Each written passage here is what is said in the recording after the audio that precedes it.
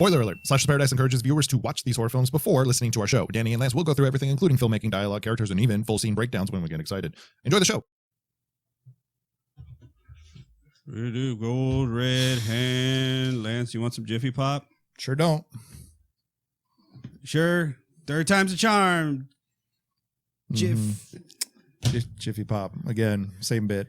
Cold red hand. Hey, now it's officially a trilogy. Hey, I did it 3 times. Oh, gosh, I didn't want to do that bit anymore, man. But you did. But the first time was really good. I really went for it in the sequel. The third time, my heart wasn't even in it, man. Yeah, well, hopefully Scream 3 is better. Because today we're talking about Scream 3. Welcome to Slashers Paradise. That's Danny. I'm Lance. It's a trilogy, baby. It's a trilogy slashers. Thanks, guys, for tuning in and listening to us. We really appreciate it. I just want to really give a quick shout out to all the consistent slashers who are here in the comments and live with us. Thank you guys for all your reviews and such for our podcast. Yeah, your input, and especially like our new trivia stuff on Instagram. Thanks for interacting with all of that. Actually, I have to pay homage to our friend Edgar, who kind of said something on our last in Scream. Edgar Santos Jr. Yes. He had mentioned that the first film that he saw in theaters was Scream 4. For me, it was Scream 3. So we're going to talk about my experience with Scream 3 today and yours as well. Yeah. So Edgar, thank you. You kind of refreshed that memory, and then I watched the movie again, and all the memories came flooding back into me from 2000. So thank you, Edgar. Edgar's awesome, man. A force to be reckoned with in the acting world as well. I should know. I was his director. So, yeah, he's awesome. A cool cat. Can't wait to see. All right. Scream 3, Danny. A trilogy. Well, here we are. Sometime. Okay, so the rare occurrence in the horror genre of a trilogy. We have seen trilogies all the time in movies. The original Star Wars trilogy, right? Return of the Jedi being the third one. The Godfather trilogy. That one stayed. I don't think they've ever try to make another Godfather after that, because now Star Wars is They wrote a book, but that was it. Oh, okay. Doesn't count. Star Wars has then become a saga at this point. Like, it's like, all right, we're just going to keep on making them, right? Yeah. But the original trilogy was, in itself. So I don't think trilogies besides this one in horror exist. No. Not off the top of my head. Well, maybe. But, okay, so maybe we're about to get a trilogy with The Conjuring. There's about to be a third Conjuring. However, it has so many spin-offs, so I don't think it counts, it's right? like all one world, you know what I mean? Yeah, like, I don't think that counts. You know what I would love to have a trilogy of? What? Trick or Treat. Yeah, absolutely. Wouldn't Trick or Treat make an awesome trilogy? Totally. But I'm getting ahead of myself a little bit, okay? We're going to say trilogy a lot, and let's pray to God it's not the slash word. But maybe we should, do we want to jump into that right now, or do we want to just talk about Scream 3 for a little bit longer? Let's do the slash word now, and then we'll get to our pumpkin spice latte and our breakdown and everything else. Our housekeeping. I like that you're putting slash word first. It's a great idea, Danny. Do you want to know why I think so? Because, folks, we always say... to play slash word, we say, go ahead and use a beverage of choice. Because this movie, Scream 3, is a bit of a task to endure and to watch. Not saying it's bad, but I'm also not saying it's good. I'll say it's good, but anyway. Maybe this might be the time that you... Really? Yes. Maybe this might be the time that you go with... Maybe now you really need a drink. An alcoholic beverage. Okay, so we have been... You could say blessed if you're a horror fan. You could say not blessed if you are, scared of a scary person who's going to come kill you. But we, in the Slashers Paradise, have been blessed with our caller who is going to give us the slash word. Yes, so Ghostface, you're on the line. Please give our listeners and our viewers the slash word of the night. Careful what you wish for. The slash word is trilogy. All right, I think that should do it. That should do it. Everyone fill your tiki cups, and away we go. Danny, you say you don't like this movie, or are you saying it's just whatever? I don't like this movie. Wow. Okay. Okay. We're going to track back. Ask me again. Danny, do you like this movie? I don't like this movie. I think, you know what? I think I like what you had said originally. It's all right. It's whatever. It doesn't do anything for me. Okay. There are things in the movie that I remember and like and appreciate, and it has nothing to do with the movie itself, like the plot or anything like that. It's weird. It's like a setting and feel and set dressing and shit like that. Like those are the things that I like about the movie. Okay. I just when you have the Sydney as Nev Campbell's back, mm-hmm. and David Arquette is back, Courtney Cox is back, yes, Cotton Weary is back, Liev Schreiber. But what I'm saying here is like you've got the heavy hitters, you've brought them back, you have a responsibility. You have a responsibility to portray them in a wonderful and appropriate, what they deserve as these established characters liked. I don't think this movie did that. There's an interesting fact that we'll get to in a minute, but cool. Let's fill in our listeners and our viewers with the pumpkin spice latte for Scream 3. Scream 3.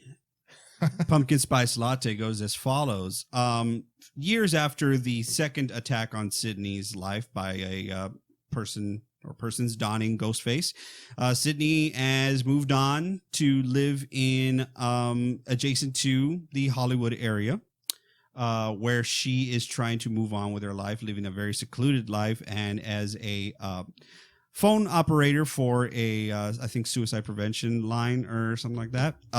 But of course, as things that you thought were dormant and gone and nobody was going to come back to haunt Sydney, there is a new Stab movie being made, and not only are murders happening around the production of the movie, but around people that Sydney knew and knows. And now there's a new person or persons donning the Ghostface mask and attacking Sydney, this time around the production of Stab, which is the movie within the Scream franchise, and that is Scream 3.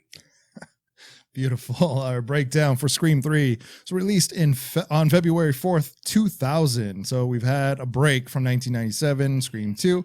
This movie was not written by Kevin Williamson. It was written by Aaron Kruger.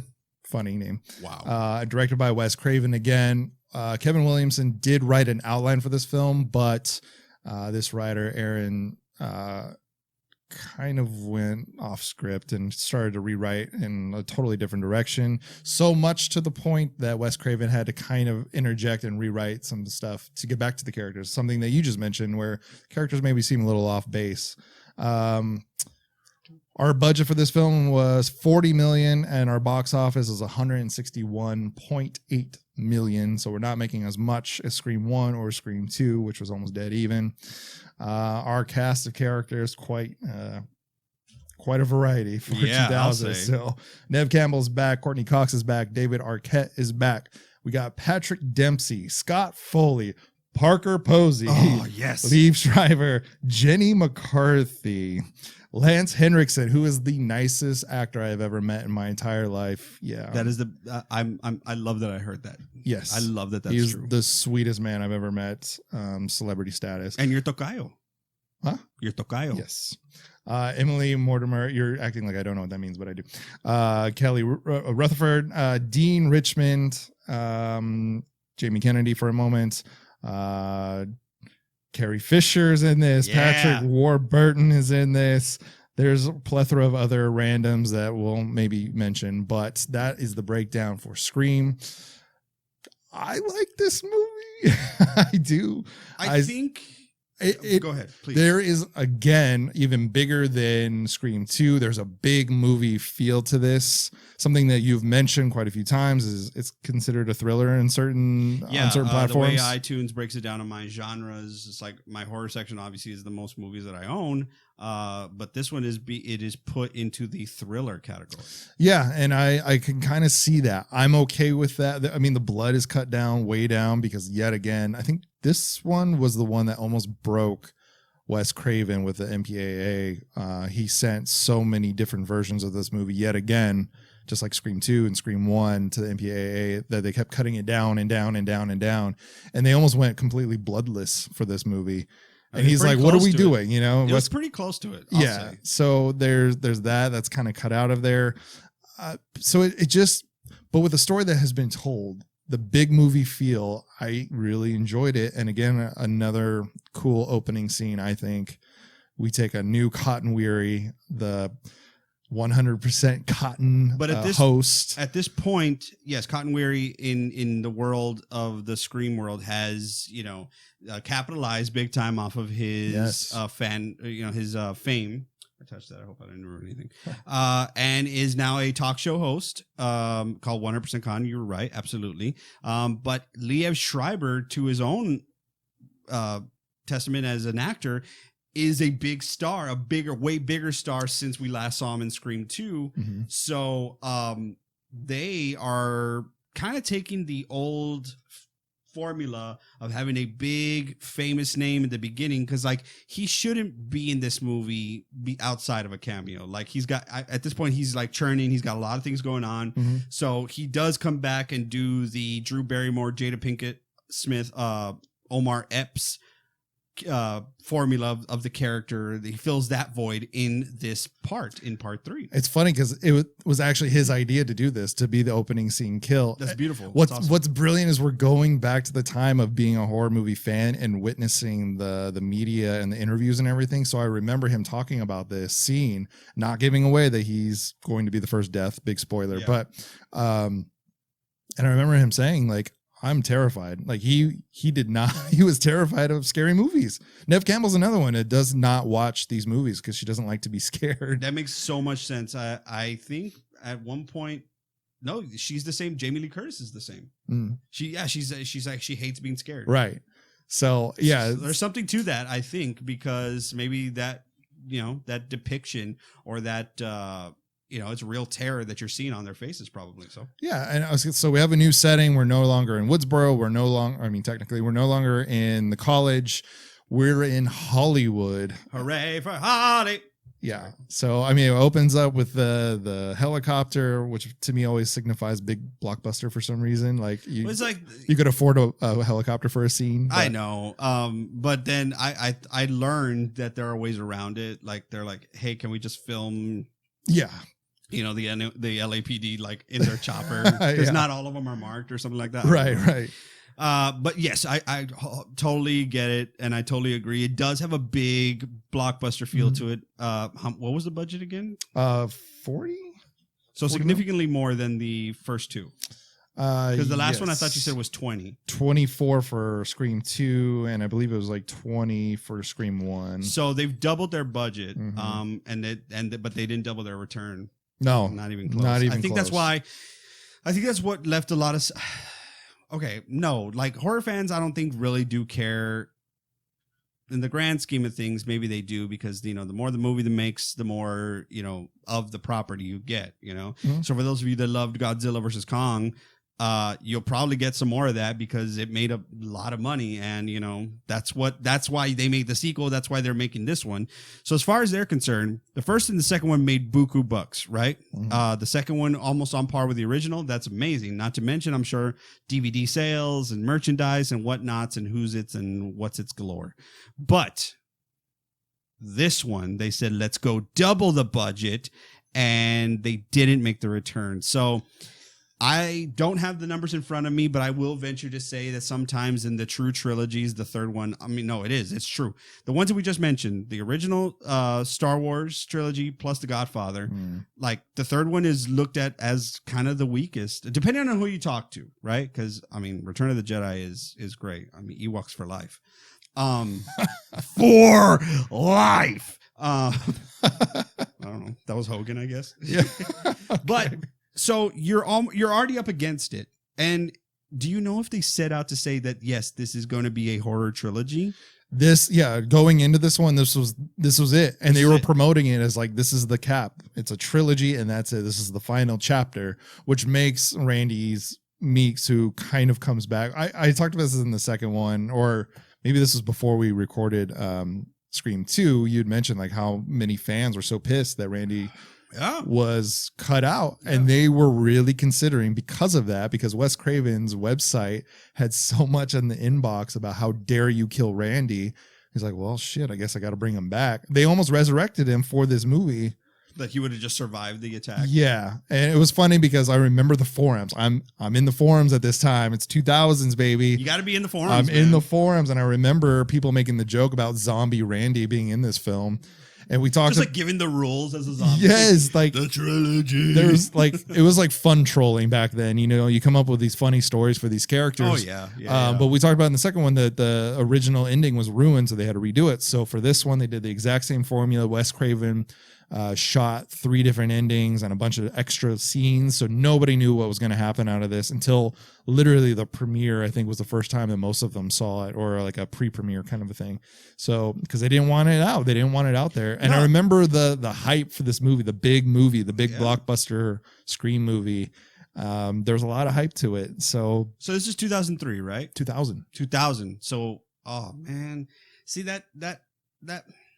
I thought they waited a little bit more time between movies because the last one was 97, right? Yes. Okay, so there is some time in between. It's just like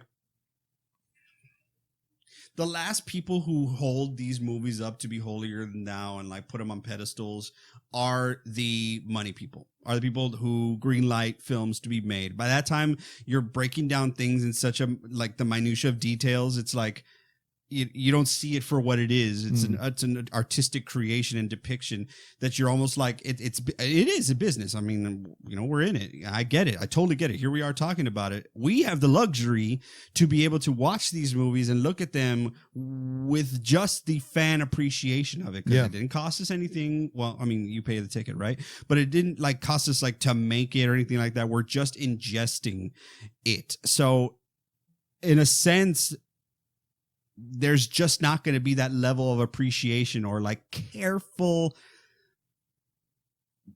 just care to the movie, you know, because you're dealing, and I keep on going like this because I'm referencing the figure here. This is a symbol. This is like the bat symbol at this point. That's why the hockey mask and Freddy's glove and Michael's, you know, mask and so on and so forth. They're so iconic because they're symbols. You can identify with the symbols. It's like they can be always somebody. You can make a movie 20, 40 years down the road, but you can keep but the mask, if you have it or the symbol is constant, it's like nothing changed. You know? I don't know. That's my little soapbox moment, I guess. I just where this movie ends up going, and again, you know, Cotton Weary is the opening scene, and it's dramatic. It's dramatic in a different sense. There's just something. It is a thriller. It's not so much a slasher flick, but it still has this icon that you were talking about. I think there is care to this. I think there's a great button on our characters that we've grown to like wonder, like what's next for them, and Sydney becoming a call center. For operator. Yeah. I wanted to say it was like for women specifically, but I'm not sure about that. You know, you're right. I think I got that wrong. My bad. So that makes sense to me. You know what I mean? After everything that she's gone through, it kind of makes sense to me. She is 100%, you know, security codes everywhere, lives out in nowhere. Nobody knows where she lives, kind of thing. She's kind of a recluse. It's assumed that she lives close to only her small circle of people know where she lives, which is at this point, including Cotton. Yes. But real quick, and I think you kind of jogged because I haven't watched it as recently as the other ones, but I do know this movie is, you know, I know it the least, but I know it well enough to be able to talk about it because, you know, when I say that I don't watch this movie a lot, that means I've watched it at least 10 times. You know, that's the type of nerd I am. When I say I watch a movie a lot, I don't want to tell you the numbers because they're like, get outside, get some sun. Yeah. But the thriller aspect to it, the movie opens with Cotton in you know, it's LA, that's traffic, right? So he's stuck in traffic in a badass Suburban. Yeah. Okay. He's on the phone, you know, he's wheeling and dealing. Back then it's like, you know, well, he's on the phone, right? He's talking to his agent at one point, and you know, then he gets a call from a fan, and it's not Ghostface's voice. Right. Yeah. So something already is different. You're like, why would we care that you're talking to a random fan? Well, there are new rules to the trilogy, right? You got to up your game. If, certain things that you expected to hear, you're probably not going to hear. So Cotton is getting a call and he thinks it's from a random fan because it's a woman's voice. Mm-hmm. And it's technically Ghostface who's using a voice changer. So he's like, I've always been using a voice changer first, but Ghostface has learned the ability to capture people's voices. Mm-hmm. Like he's stealing voices of people that you would know. So like if Sydney gets a call and it's like, hello, Sydney. She's like, oh shit. Right. But if she gets a call and it's like, hey, Sydney, it's Dewey. What are you doing? She'll be like, oh no, nothing. Just here chilling. Cool. Where are you at? Gives you the address. Boom. Ghostface got you. Right. But kind of like Dr. Loomis in H2O, nobody knows where Laurie Strode is except he's got the files. Yeah. So Ghostface is like, well, I can't find Sydney, but I can find Cotton, who's right there and on that billboard and everywhere. He's very famous. He's really leaning into it. It's established that, he's a bit of a pig because he's got a girlfriend at home and he takes this call from a fan who's got a woman's voice and it ends up being Ghostface. I think the thriller aspect though, and this is where I'll button it. It's like he knows that his girlfriend at home is in trouble. So he has to rush home. And it's that, it's a car chase scene. It's awesome. Yeah. Is he going to make it in time? I love the progression again of technology, because now not only is Ghostface able to capture everyone's voices, but he's like installed this voice changer into the mask, which you don't really tell until the end. You can barely tell, but it is in his mask. So he's using the same voice decoder or whatever in the mask without a phone this time around. So he's in the house with Cotton and his girlfriend. He's stalking the girlfriend. But he takes on Cotton's voice to chase the girlfriend through the house. Brilliant. It's just this really cool. It's the best progression of the technology besides the caller ID, which made it more real. Yes. Now a progression that actually helps the story or helps Ghostface now evolve. I thought that was really cool. It was such a fun new thing to play with because now it could be anybody. And you have no idea who you're talking to the whole time. And maybe I'll give this. I'm going to give this movie credit where it's due.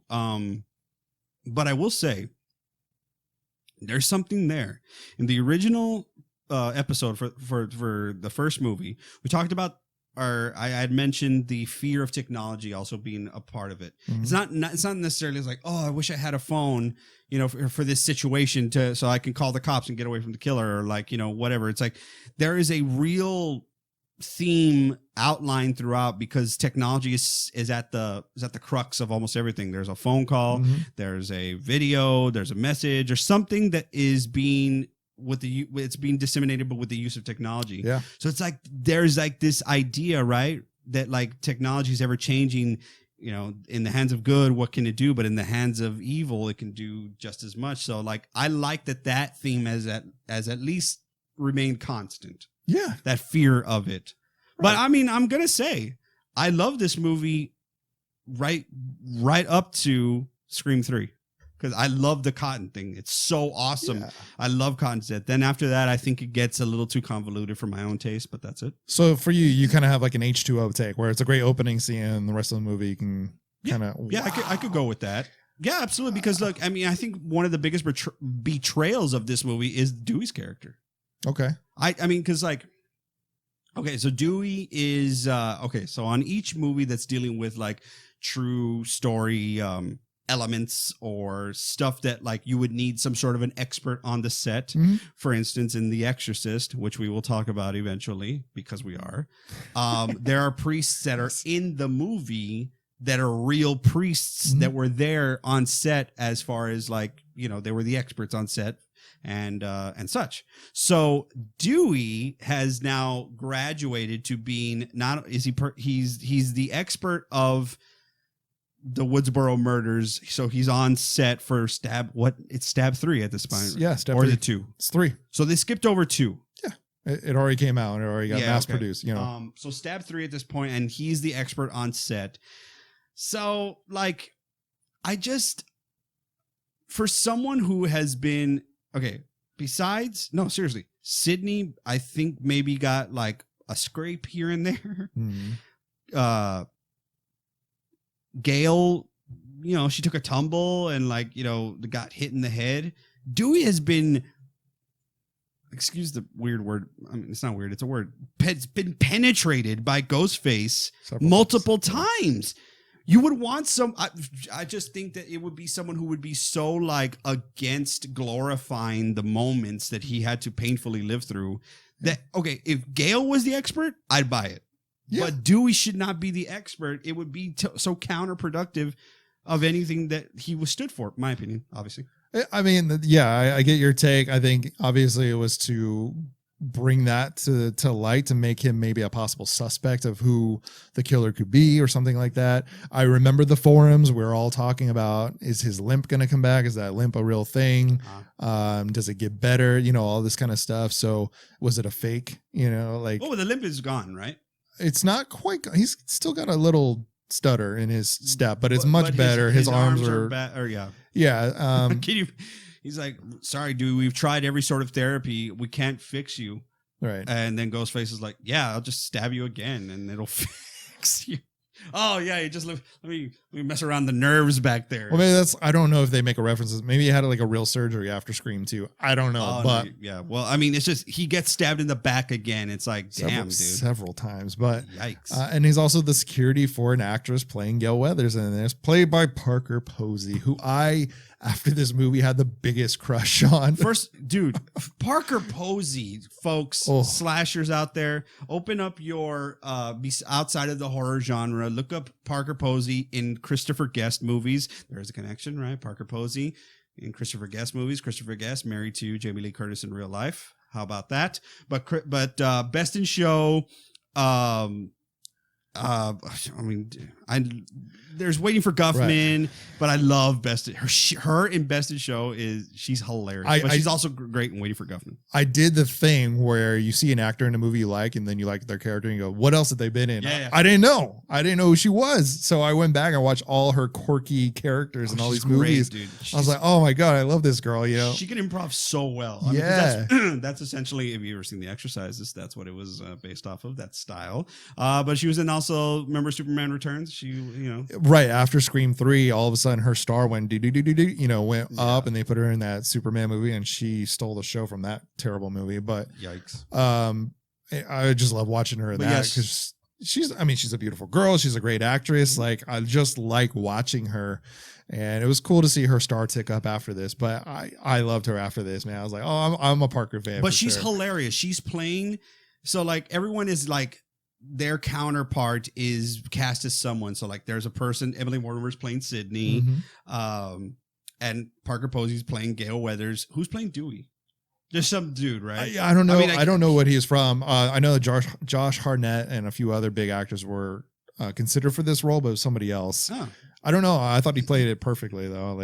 Yeah, he's kind of the asshole LA actor. Oh, that's right. Yeah. So in any case, Parker Posey's the only one, as far as her character, she's every time she sees Gale Weathers for real, she's like, let's do it together, because I'm your double. I'm you. We're gonna solve the murder together. It's just true. I'm sure she just ran with it. It's so awesome to see an actor just kind of never this is a bigger sort of blockbuster of a movie, but you don't compromise what got you to the dance, basically. Right. And that's what's good. She's an amazing improver. So it was great to see her in those, when her and Gale team up to go do investigative work. That stuff is fun to see. But before that, she's that quirky LA actress, kind of spazzy, and she has a security guy, and then she also hires Dewey, or lets Dewey live on her property. But the security guy, his name is Steve Stone, and that was played by his name, Patrick Warburton. Yes. Hey,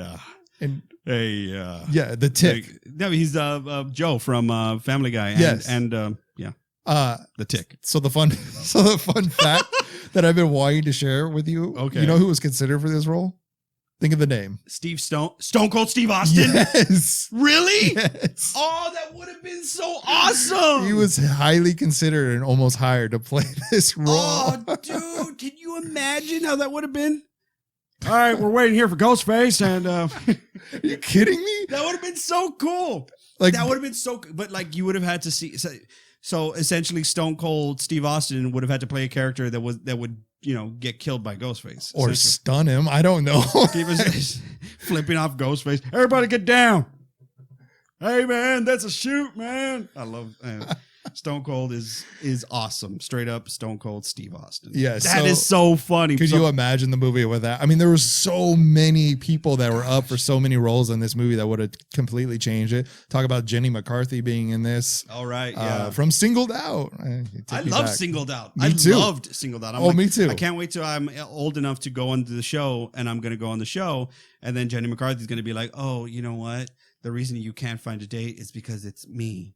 I'm your date. Like, that was my thing. I'm like, I'm going to be the one. Right, he says. Right. Okay. Take me back to the 90s, please. I loved that show. Yeah. I watched it a lot. But I want to jump into Lance Henriksen, who is horror movie... horror movie royalty for sure. Like Pumpkinhead and such. But like sci-fi of the times, he's Bishop. He's from Aliens. Absolutely. He is an awesome, apparently, dude. I want to know about that. Oh yeah. So one of my old jobs was at like a special effects studio resources kind of a place. So I got to meet a lot of like special effects people in LA and all this kind of stuff. And Lance Henriksen comes in one day, and I actually had to help him out with his order. He was actually with somebody else that was making some stuff. My God, David Arquette came in there once too, which I just now am remembering this. But anyway, Lance Henriksen. So you met with a shitload of Scream people. If you count Best Buy as well. Okay. Oh my God. Whoa. Okay. Yeah, I totally forgot about David Arquette. Lance Henriksen. I had to like help him out and his partner, and I just told him like, I just thought the world of him. He was the nicest celebrity I've ever met. Like the sweetest man. That is so cool. I have met, and just made me an even bigger fan of everything he does. And, I helped him out on the way out. Yeah. David Arquette came in too and just looked like he was completely lost. It's not a bit. he was very tan. I remember that. Probably just came back from the Bahamas or something. And he just looked very confused and dazed. And I wasn't going to point out like, you're David Arquette. So I just David Arquette, wake up, Dewey. Did he have a mustache? He had a little facial hair. He looked very Hollywood. He, was a good looking dude, but he just, I don't know what he was doing in the there. Mustache, by the way, back to the movie, the mustache has kind of evolved a little bit at this point. Yeah, man, I mentioned that in the our first episode about Scream. It evolves. It gets a little bit better. His hair is a little bit better. Yeah. I mean, he's a little older. He fills out, and I think it fills out the mustache. I know you get on my ass about talking about hair all the time, but you bring it up too, dude. You bring it up. As a matter of fact, if you guys want to go back, you talked about Skeet Ulrich's bangs before I even talked about hair. Did I? Yes, it was you who started it, but the reason I talk about this is because yes, I do. I pay attention to the whole aesthetic of the character. Okay. But we'd be remiss if we didn't mention one of the thing that people talk about almost all the time as far as hair choice. Yeah. What is it, Lance? It's the bangs of Courtney Cox in the infamous bangs. Who did you find in your research? Whose idea? Who greenlit this? Who said yes? Do you already know? No, it's a perfect. I don't know. You're the stats guy. So you may, when you're watching this film, you may notice that Courtney Cox and David Arquette have an abnormal tan or freckles or something. They had just come back from their honeymoon, because they just got married a month or two before this. They go to the Bahamas and then they go right into shooting. It was his idea, David Arquette's idea, for her to get a Betty Page look before the filming of this. So she chopped the bangs for a Betty Page look. Didn't quite land. No, I'd venture to say it didn't. And I hope at this point you've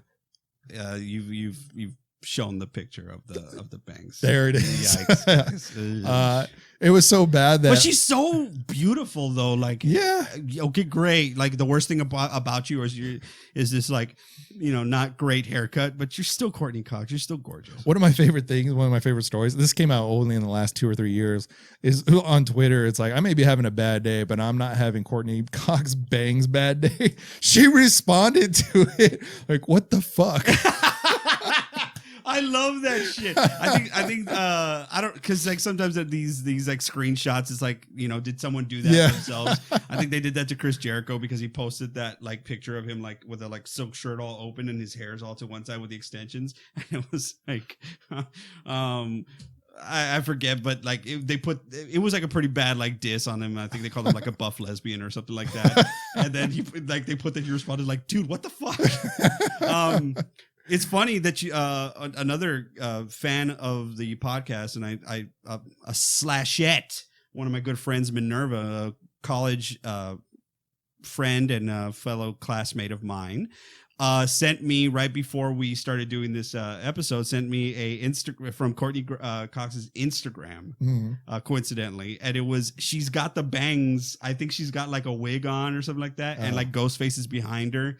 And you can see it if you're on her Instagram. And she's like, not the bang. So at this point, she's like, she's meta at the sense of like, she's in front of it by now. Dude, I mean, there's so many details in this franchise. There's like I think there's a segment in each movie where she's kind of meta and she's bringing something out from the real, like from the real world, life. like her nudes leaking. Oh yes, it was in the second. I believe that's in the second one, Yeah. and she's like, "Oh, that's my face and Jennifer Aniston's body," I'm which is sure hilarious. Jennifer has got a kick out of that. Yeah, because they were on Friends together, and you know, and then this one has another one. I forget which one it was, but there's like a real world tie-in every movie, and it's so funny, especially when you live in that time. Well, it might be them, right? Because they're not married yet, as far as Dewey and Gale, Right?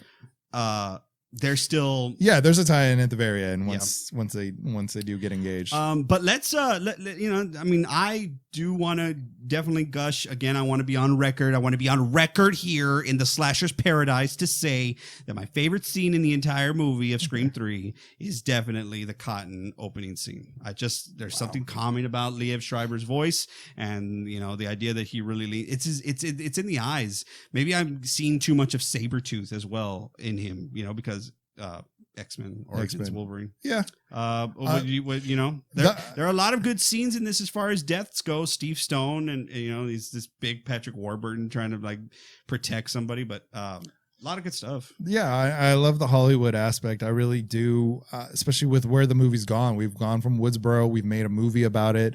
Sydney was becoming an actress and doing the whole theater thing. And that was a big aspect, and especially the final showdown was the theater. Now we're going to the movies. And I actually love that aspect. They make so many jokes and tropes about Hollywood, and some not so great and some that are hilarious. I mean, Jenny McCarthy has one where she talks about being a 35-year-old playing a 21-year-old. She was actually 27 playing a 35-year-old that's playing a 21-year-old. Jeez. So there's all these little like, you know, funny like moments. And I thought the whole franchise has had that, where it's just kind of brilliantly written and has a commentary about almost everything.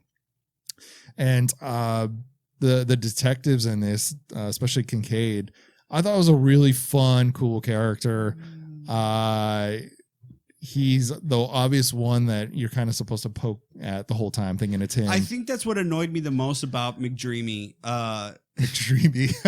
It's Patrick Dempsey, who, you know, is fine. Like the man Patrick Dempsey is an accomplished actor. He's well, you know, capable of portraying stuff.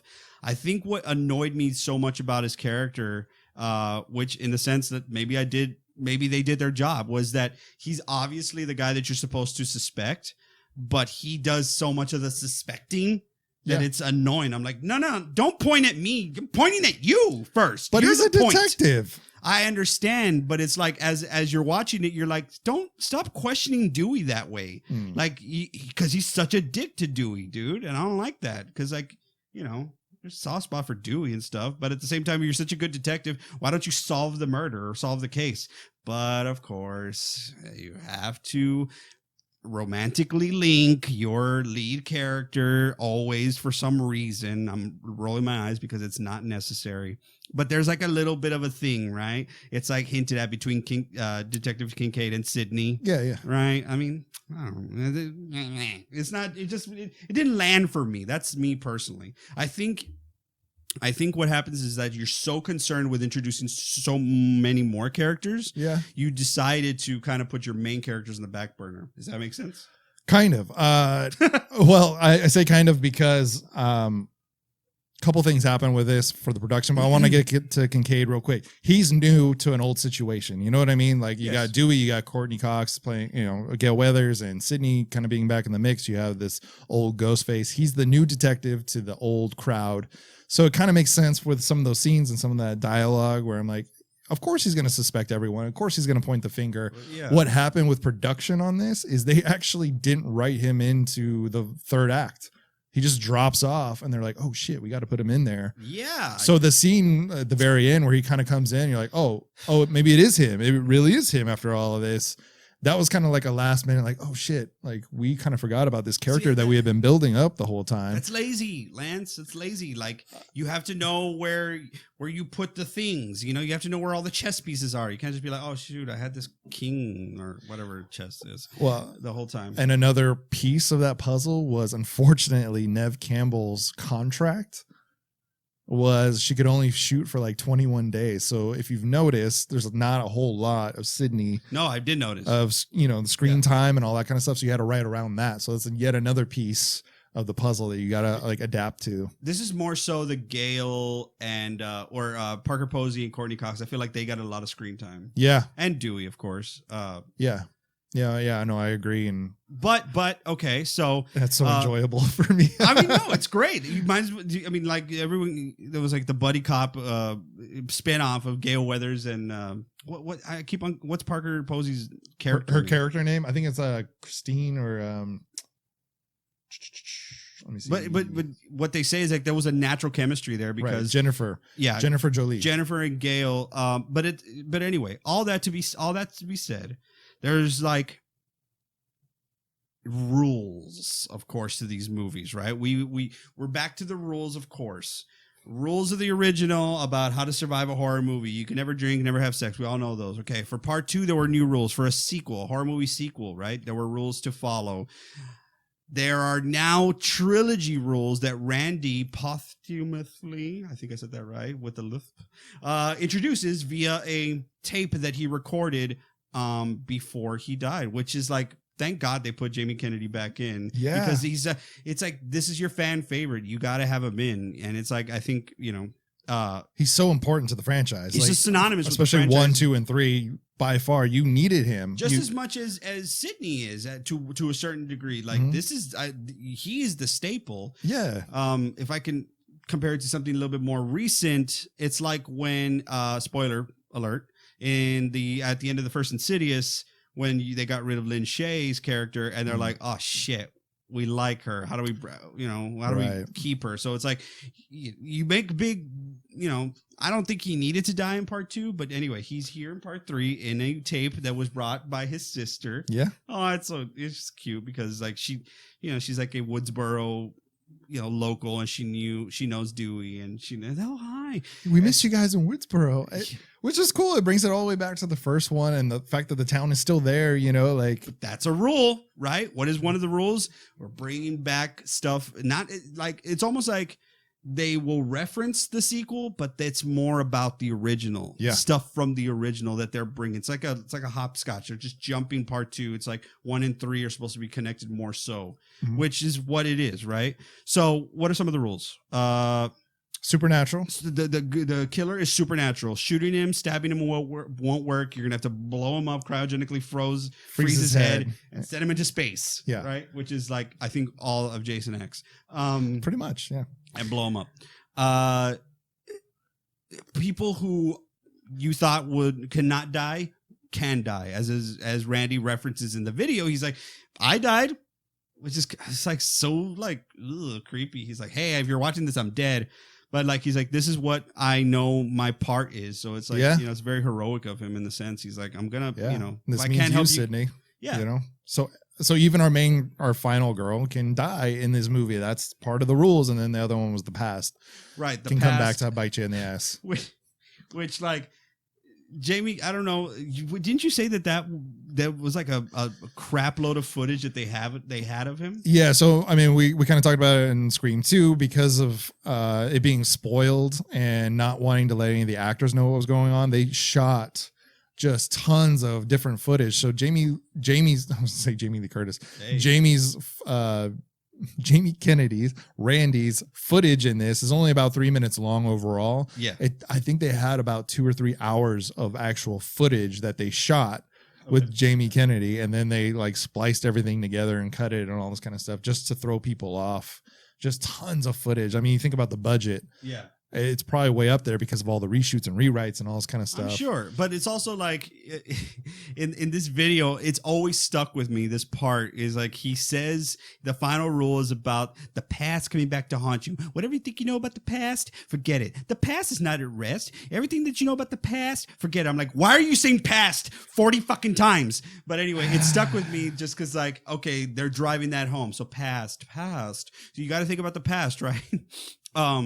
Which is, you're going to learn, if you watch this movie, right into the story and history of Sydney's mom, Maureen Prescott. We know more about her. She got the My Girl 2 treatment, right? What? I thought that was a reference everybody got. What? Well, in My Girl, right, she doesn't know her mom died when she was young. And in My Girl 2, she's older and she wants to go find out what her mom did. And she finds out that her mom was an actor in Hollywood. Oh, that's right. I forgot about that. Wow. All right. So, you know, we find out that Maureen before she became Prescott, was an actor in Hollywood. Rena Reynolds. I know. And yes, that's her name, folks. It's just that this movie does, it's still being made by Dimension, and I have to mention Lance, I'm sorry, but it's still being made by Dimension, and what sucks is that there are Hollywood tropes that are disgusting and horrible that they do touch on and they talk about, and they, it's central to Maureen, what happened to her as a young actor, which is stupid and fucking shitty and happens still and too often, and it's, you know, gross, but what basically Lance Henriksen's character is basically the Harvey Weinstein of that, you know, the movie world. But, you know, he's like the producer who I think at one point Parker Posey's character Jennifer says, I did not sleep with that pig for, you know, to die or whatever, right? Like she's talking about her role. It's revealed that Maureen may have done and been put through some really bullshit, heinous acts that happens to young actresses, especially in Hollywood. And then, you know, moved on and went and started a life in Woodsboro. But yeah, that's all uncovered through this Hollywood depiction of this Hollywoodified depiction of the movie. So that's definitely happening. In that, we get to meet a person who's going to be important, the director of the new Stab. What's his name? Roman. What's his Roman? Did you Foley. Yeah. Because I haven't seen him in a lot else. Scott Foley. This was actually his debut film. Actually, I probably have seen him in stuff. It's just I don't recognize. He was in Grey's Anatomy with Patrick Dempsey. Yes, Mick. Was he a Mick? Was he Mick Muffin? No. Anyway, let's continue. So Roman, who is the director, he's a young director. He kind of reminds me of like a Quentin Tarantino. He's kind of like trying to put that character's trying to be like that. That's what they're trying to depict of him. Yeah. But murders are happening, Lance. Not fake murders like in the Stab movie. Real murders are happening. So what has to happen? They have to shut down production. Right. What I love about the production of this is it's like a big throwback to Woodsboro. So they rebuilt the original sets from Scream into an actual studio in Hollywood. And this was Wes Craven's idea. This was not written into the script ever. He had asked for this to be paid for and done to throw back and tie in heavily more. So like you said, to Scream 1 versus Scream 2, he wanted that. So there's this great chase scene with Nev Campbell, Sydney, and the new Ghostface through the sets, which is so cool because you play back, it's almost identical to Scream 1, the chase scene from the front door up the stairs. And then she kind of remembers some of the old tricks from her real house, her childhood home. So there's some really fun stuff going on in there. But also where she thinks a room is going to be is just a facade and it's a fake door. And she almost falls and kills herself, right? Yeah. But she also used that to her advantage when Ghostface goes falling through into another room. And it's cool. Like, I love movies like that where they show how Hollywood kind of works. You get to see a set may look a certain way and then there's nothing behind that door. And I just really dug that kind of stuff. I think that's what's so impressive about about good actors and how they can portray stuff is like if they do a convincing driving scene or like it's like you've been to the back lot of Universal, you've seen like you're like, oh, on the outside it looks like a full building. You go in and it's like plywood and stuff. It's like, you just gotta you have to. Or like when the Avengers are all wearing like green, screen or like green, like mocap suits, and I'm like, how can you take that seriously? And they do, they kill it. That's what a good actor does. Yeah, but it's cool for the movie. I thought it was the perfect setting for what the franchise has been about to this point.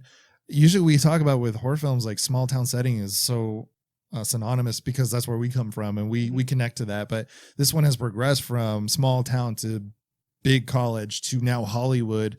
And I actually like it because it fits the story so well, I believe, in what they've been trying to tell us this entire time. I'm paying homage to Hollywood and horror films and all this. So yes, you're absolutely right. Like talking about, talking about the past. Let's talk about the past.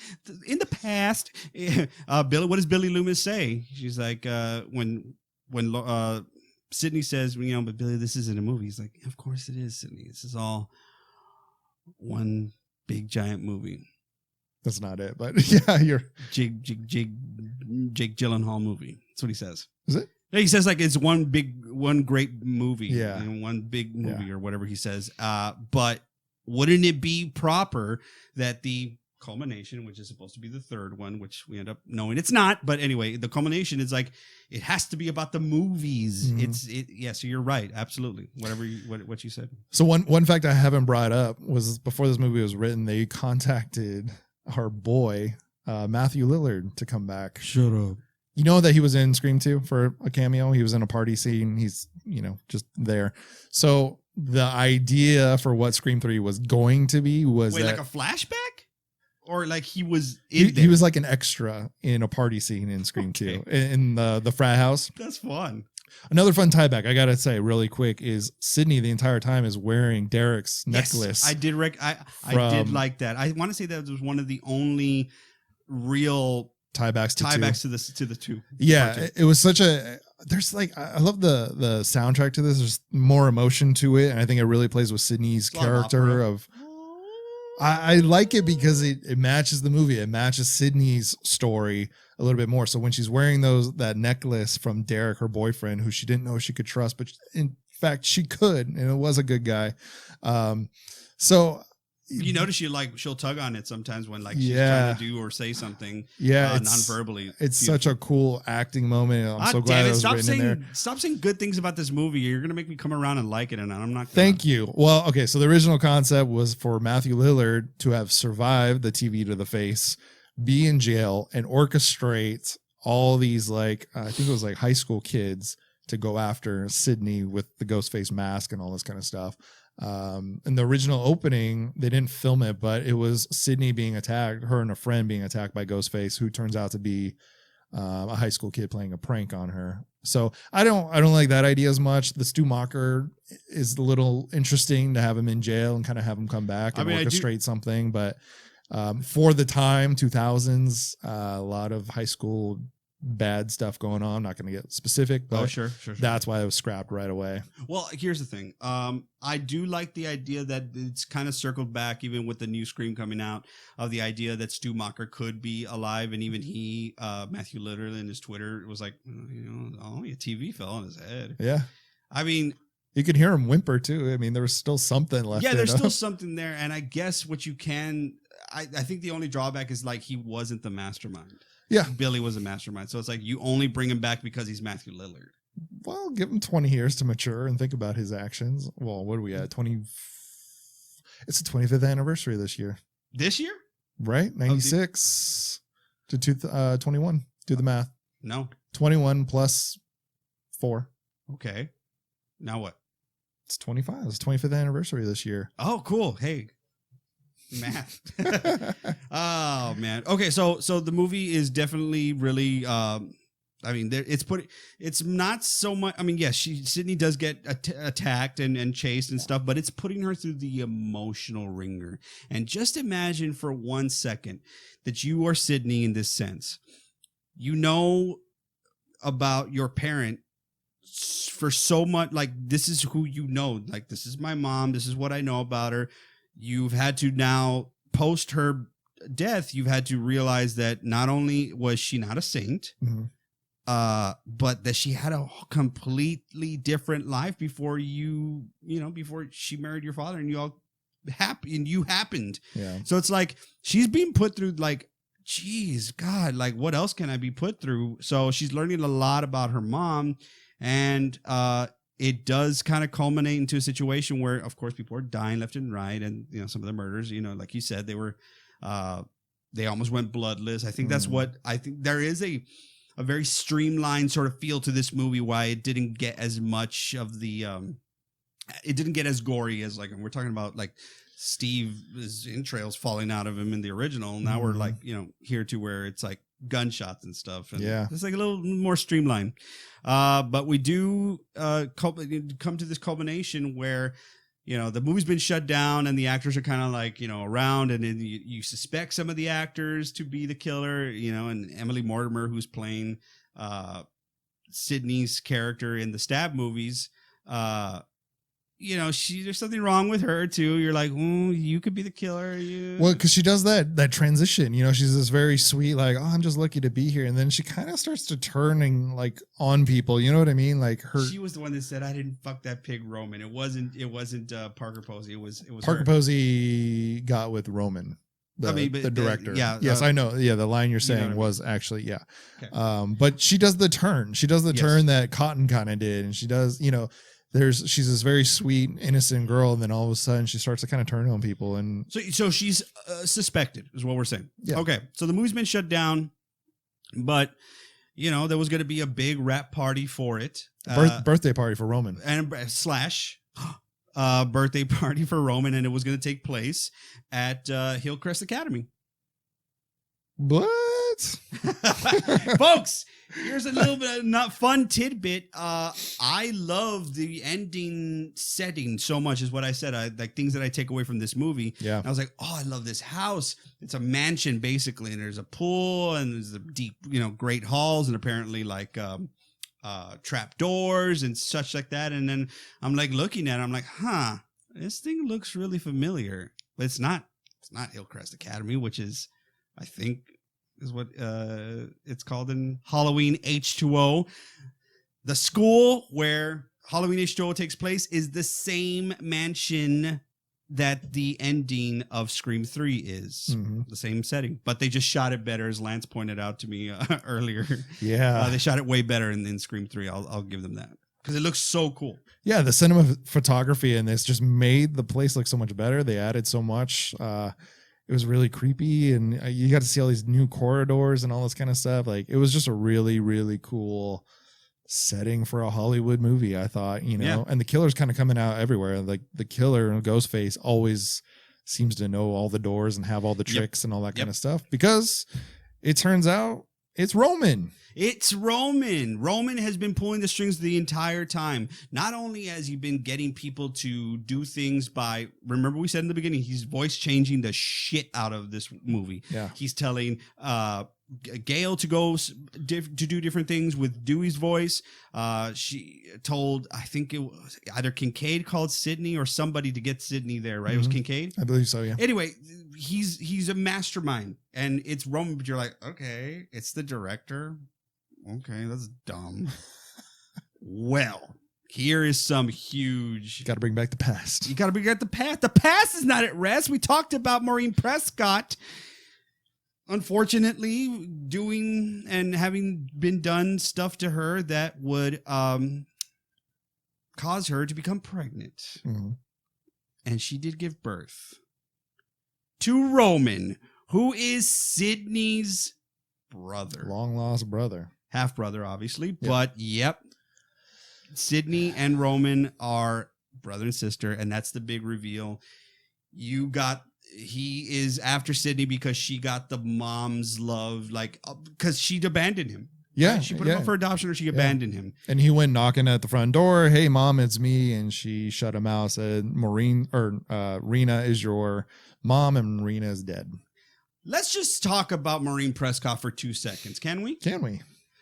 What a bitch. Like, honestly, not a good person throughout everything. She's an adulteress. She, gave up her kid. I'm not here to pass judgment and shit, but like, good God, woman, the past of the sins of the father sort of thing.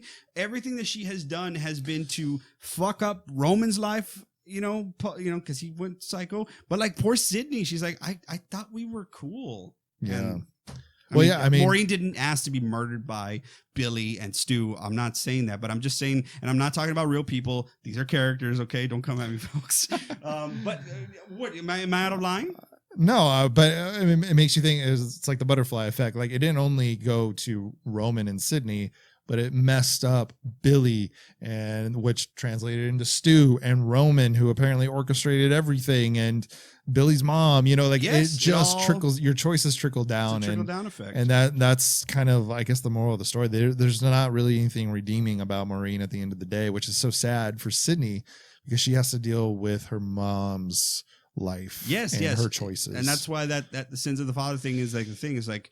Your kids are the ones that are going to pay for the things that you do today. I mean, I guess the redeeming quality is that she was broken by Hollywood when she went out there and was treated a certain way. That is the redeeming thing. I understand. It was just a fallout from that. So yeah, I get that. I see. If I look at you, I see you, and I'm reminded of what happened to me, and I get it. You want to, so like I can get that. I can get on board with that, but like,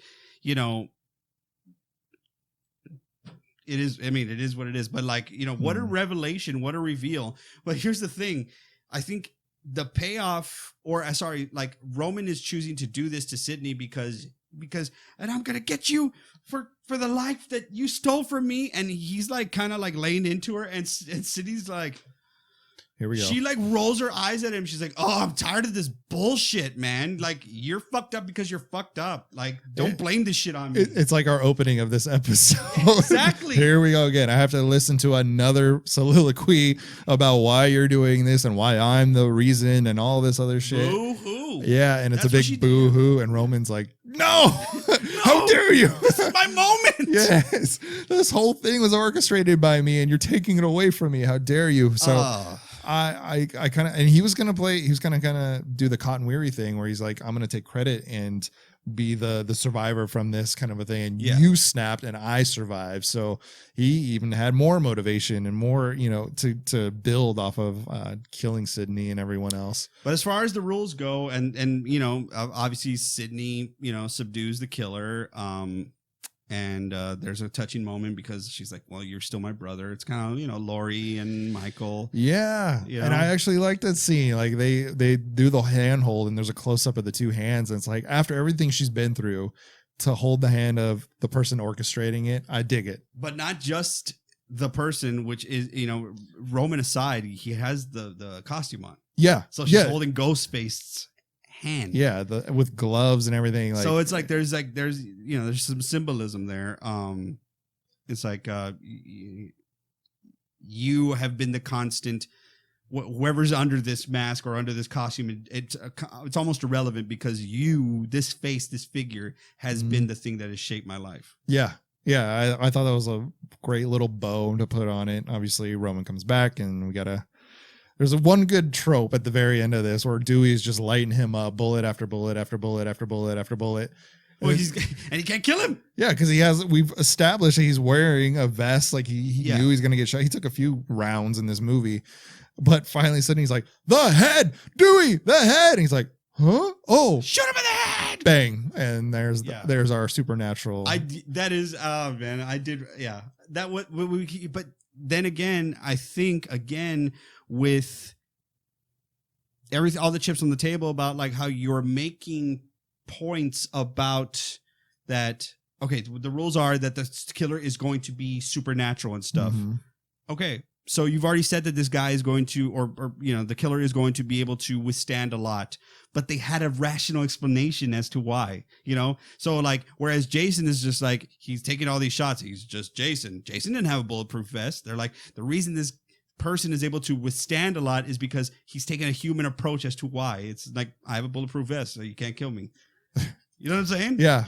There's another fun fact when at this very end scene, Sydney plays like a little loop-de-loop and gets away from Roman in this like vaulted room kind of a thing where, you screen movies and stuff like that. So she's behind the bar, calls him, and then she comes out and stabs him in the back. I don't know if you remember this. Yeah. She stabs him in the back and he yells out this, "Ah!"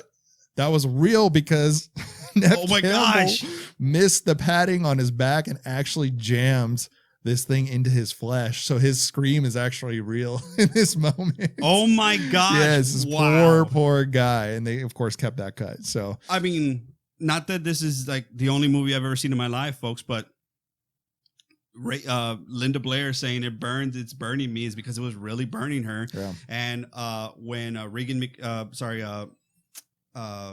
the mom gets pulled down to the ground after the slap, and she like, grabs her neck, it's because she was yanked really fucking hard, and that she was in real pain. So like a lot of those things make it in because it's like there's no substitution for good acting besides realism, you know what I mean? Yeah. So it's that's cool.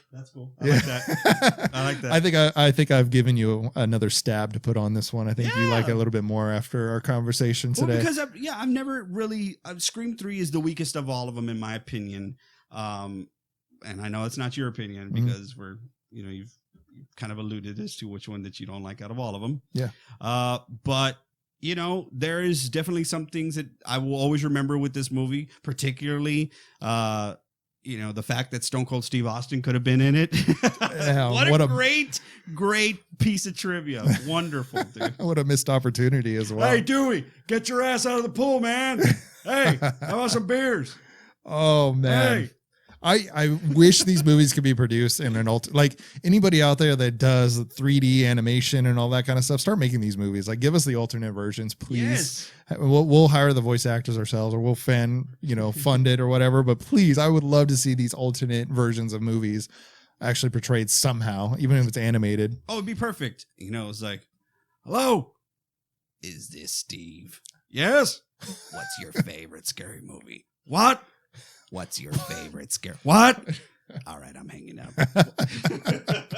Oh my God. So much gold there. So I really like this movie. Danny, how many stabs do you give Scream 3? I will tell you this. It was originally going to be one thing, and you have changed my mind. You have generated a half of a stab. Yes.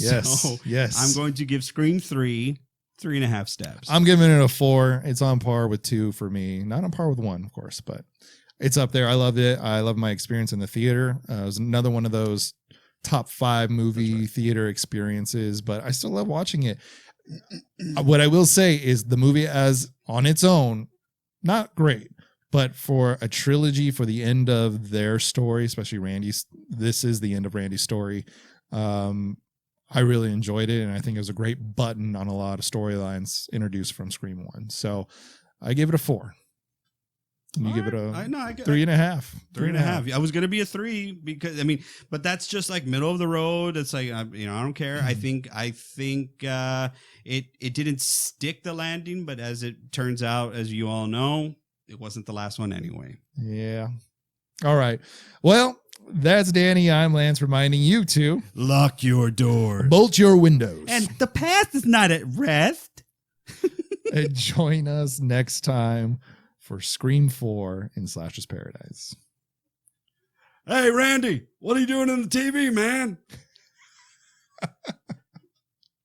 Hey, thank you everyone for watching Slasher's Paradise tonight.